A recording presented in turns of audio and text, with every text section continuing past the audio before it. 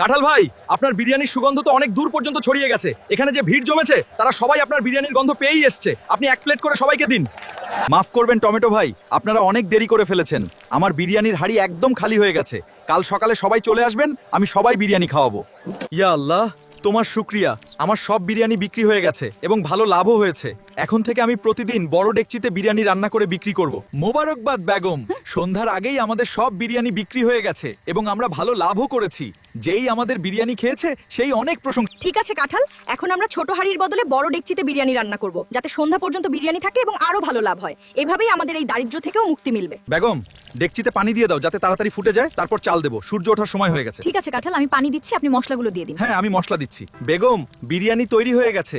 দোয়া করো আজকেও যেন তাড়াতাড়ি সব বিক্রি হয়ে যায়। ঠিক আছে কাঁঠাল, আল্লাহ আমাদের উপার্জনে বরকত দিন। বেগম, বিরিয়ানি তৈরি হয়ে গেছে। দোয়া করো আজকেও যেন তাড়াতাড়ি সব বিক্রি হয়ে যায়। ঠিক আছে কাঁঠাল, আল্লাহ আমাদের উপার্জনে বরকত দিন। কুমড়া ভাই, আপনি আমার ভ্যানের ওপর আপনার বিরিয়ানির পাতিল কেন রেখেছেন বলবে খাই? আপনার পাতিল এখান থেকে সরিয়ে অন্য কোথাও গিয়ে রাখুন। আমি আমার বড় ডেকচি এখানে রাখবো। আমি কেন আমার পাতিল সরিয়ে অন্য কোথাও রাখবো? তুমি কি এই ভ্যানটা টাকা দিয়ে কিনেছো? এখান থেকে বিদায় হও, তোমার পাতিল নিয়ে অন্য কোথাও যাও।